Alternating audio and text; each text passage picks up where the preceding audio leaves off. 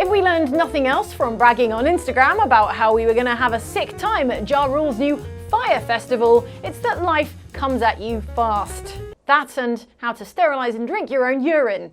The only thing that comes at you faster than life is video games. Specifically these video games, which got so bored of you playing them slowly and cautiously that they resorted to bizarre and deadly means of making you hurry the F up.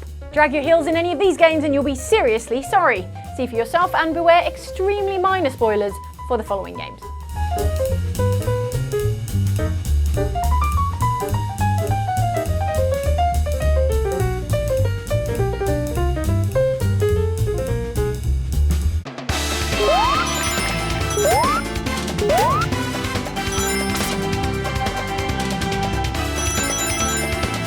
The whole point of Sonic the Hedgehog is that he goes fast. It's kind of his whole deal.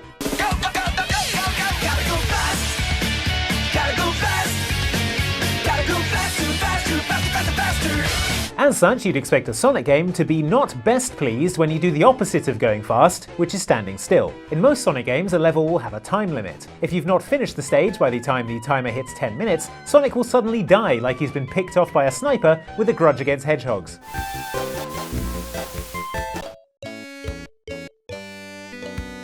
In Sonic CD for the Sega Mega CD, this was also the case, but there was a different punishment for simply standing still, and it was a lot worse than just having to watch Sonic tap his foot and look annoyed at you. If you stayed rooted to the spot for 3 minutes, Sonic would declare himself to be out of here and then theatrically flounce out of the level like he was leaving a birthday party his ex had just arrived at. I'm out of here! Sonic was not only out of the level, but also out of the game, as this triggered an immediate game over, robbing you of any additional lives. That meant you'd have to start the whole game all over again, possibly because you just forgot to press pause when you went to take a bathroom break. As for you, Sonic, you might want to consider sticking around in Sonic CD. Hate to break it to you, buddy, but it's pretty much all downhill from here. 3D era is not going to be kind.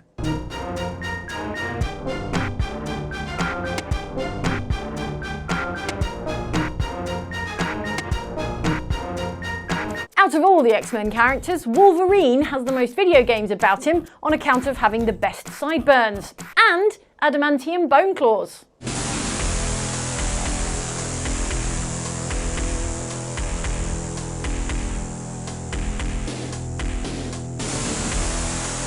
Among these games was a platform brawler for the SNES and Sega Genesis named Wolverine Adamantium Rage. In it, Wolverine snickety-snicked his way from a secret weapons laboratory through scenic Japan and beyond in pursuit of his forgotten past. In stark contrast to Wolverine, LCD was an X-Men character with 0 video games about her on account of having neither sideburns nor adamantium bone claws. LCD was in fact an android designed to look like a 5-year-old girl and blow up Wolverine.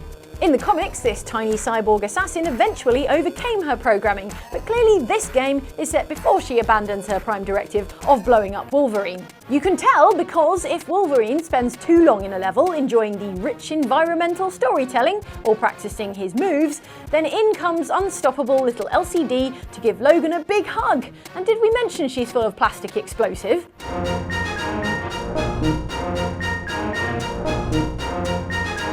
The blast was apparently sufficient to put an end to Wolvie himself, in spite of his legendary healing factor, because that's you dead.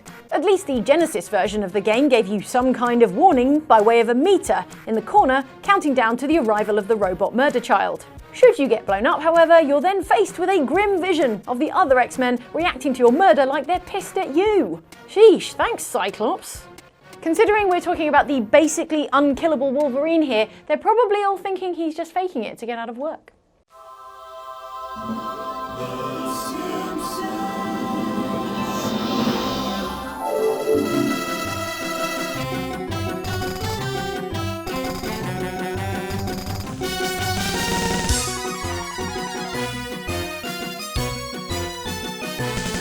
When The Simpsons game arrived in arcades in 1991, the show had only been running for 2 years and 2 seasons. 28 years later, and with a 31st season of the show about to begin, you'd have thought the writers must be getting pretty close to running out of funny storylines about the world's favourite average American family. But you'd be absolutely wrong. They actually ran out of those 16 seasons ago. Oh, come on, don't pretend like you still watch it. Back in the early 90s, the Simpsons arcade game was about as wild as Simpsons plotlines got, with Smithers kidnapping Maggie in order to get his hands on a priceless diamond. That's the justification for the Simpson family hitting the streets of Springfield and beating 7 shades out of hundreds of people. Even traditionally mild-mannered Marge is smashing people over the head with a Hoover. So that's what they mean by a clean fight.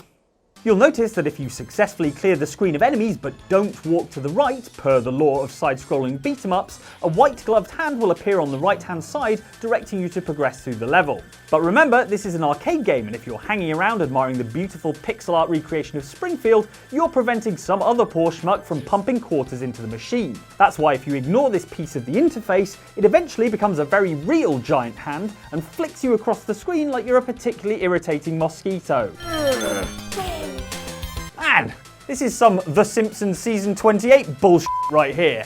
The worst part is that it doesn't even push you forward in the game, it just does damage, and if you're really low on health, it can actually kill you, making this feature from the Simpsons arcade game officially the least helpful helping hand in gaming.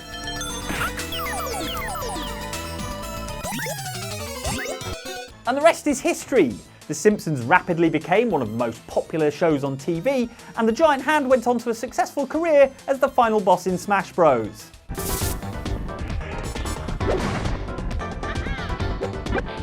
Hating your work, giant hand.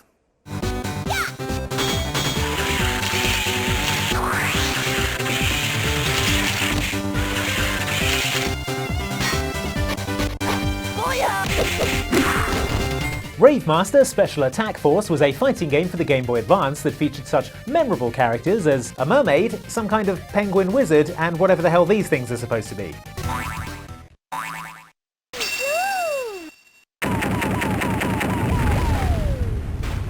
Would it help explain if I told you it was based on a manga? There you go. What was different about Ravemaster Special Attack Force was that it didn't feature individual health bars for the two fighters who were battling each other. Rather, it had one long health bar that players would battle over tug-of-war style, so that damage you did to the other player replenished your bar, and vice versa. This was an interesting twist on standard fighting game mechanics, but it did mean that rounds in Ravemaster tended to take a lot longer than rounds in regular fighting games, on account of how a nearly defeated opponent could rally with an impressive combo, restore a big bunch of their health, and everything would essentially be back to square one. So to prevent matches from taking forever, Ravemaster Special Attack Force implemented a time limit system that would trigger once a certain amount of time had passed. At this point, a 30-second timer would appear on screen telling players they needed to hurry up or risk the consequences. What consequences, you ask? Well, I'll show you, but I don't think any of us were expecting this.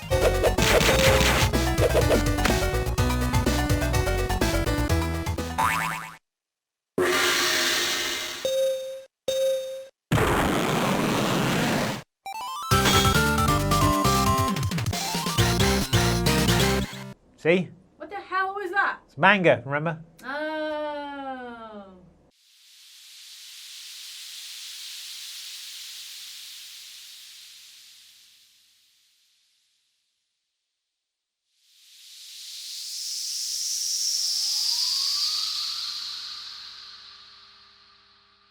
The top 3 scariest times to see a ghost are 3 at night when you're alone, 2 at night when you're alone in an abandoned doll factory, and 1 in Spelunky when you've spent too long dicking around in a level.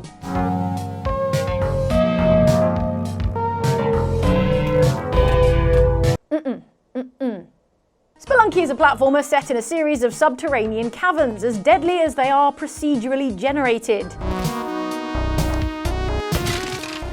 Down here, fortune favours the bold and the fast. Meanwhile, death comes swiftly and frequently for the clumsy spelunker. But before you get any bright ideas about creeping slowly through a level to more carefully navigate the many traps and enemies, we would remind you of the ghost that we mentioned earlier. The The purpose of the Spelunky Ghost is to keep you from loitering too long in a given level. When you enter a cave, the unseen countdown starts, and after 2 minutes or so, it's ghost time. Like a spooky Terminator, the Spelunky Ghost can't be bargained with, it can't be reasoned with, it doesn't feel pity or remorse or fear, and it absolutely will not stop, ever. It can't be stopped by walls or weapons or the panicky yelling you're doing at the screen. At this point, your only option is to briskly make your way to the level exit, or to explode in a shower of blood and gobbets of flesh. Yikes! Clean up in Cave 4. Suddenly, a mysterious floating castle appears out of nowhere. In the blink of an eye, the Power Stone heroes are caught and transported to the floating castle. What will happen to our heroes? Welcome to the Power Stone world. The Power Stone series of beat-em-ups for the Sega Dreamcast finally answered the question we'd had about fighting games ever since the first time we played Street Fighter. Why don't they just hit each other with chairs and rocks and big hammers? Yes, before Smash Bros was the last word in chaotic console fighting games where everyone is running around hitting each other with bizarre weapons and no one knows what is going on, Power Stone was all about your characters trying to cause as much damage to each other as humanly possible. This is something that was underlined by its approach to time limits in Power Stone 2. If a fight went too long in Power Stone 2, the game took matters into its own hands. No, not by ending the round and awarding the victory to whoever had the most health left, but rather by pelting the entire battlefield with meteors until everyone was only a sliver of health away from death. Now, any attack, no matter how weak, will kill a fighter, and Power Stone 2 will get the death it craves, the destruction that sustains it. Fight on to victory. Action!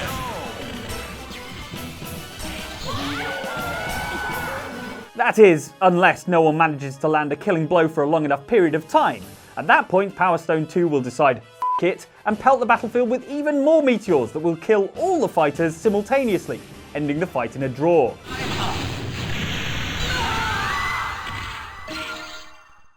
Draw!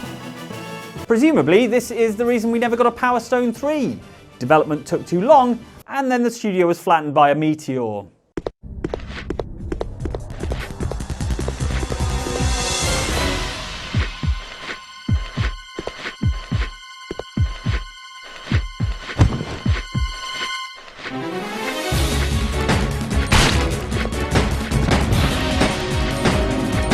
One of the best things about the Resident Evil series is its incredible sense of tension. Thanks to a limited supply of weapons, somewhat awkward controls and camera angles, and a shortage of health supplies, the Resident Evil games helped to popularise the genre known as survival horror, in which just surviving against the horrors the game threw at you was an achievement you could be proud of.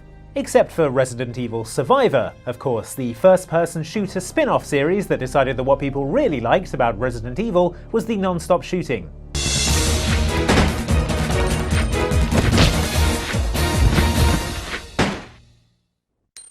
Games such as Resident Evil Survivor 2 gave you loads of weapons, tons of ammo, and the kind of circle-strafing mobility that most Resident Evil characters can only dream of. This turned you into a one-man wrecking crew that can tear through zombies, lickers, and giant spiders like Chris Redfield tears through a superset of concentric bicep curls. Naturally, with this kind of firepower at your disposal, Resident Evil Survivor 2 had to do something to try and challenge people and get them to hurry the F up. This is why they introduced a time limit for players to find a key and proceed to the level's exit. Once the time limit hits 0, Nemesis, the series' taciturn boogeyman, gets loose, mostly it seems, because they were just keeping him in some guy's garage.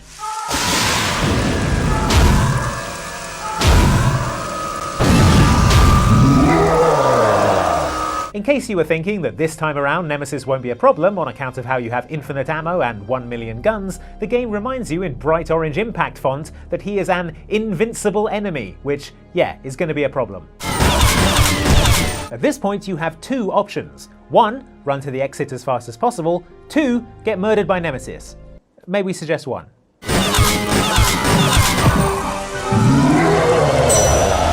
Or 2.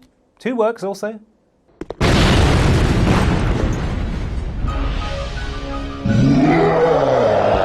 Those were 7 strange ways games encouraged you with lethal force to hurry up and get out of here. And now I'm going to do the same to you, but instead of lethal force, I'm going to offer you this video, which is about achievements that you got for basically doing nothing in video games, just standing around, and that's from us at Outside Xbox. And from Outside Extra, it's a video about Pokemon that are so scary and could easily end the world in a heartbeat should they get the inclination. So enjoy either of those, and we'll see you next time on Outside Extra.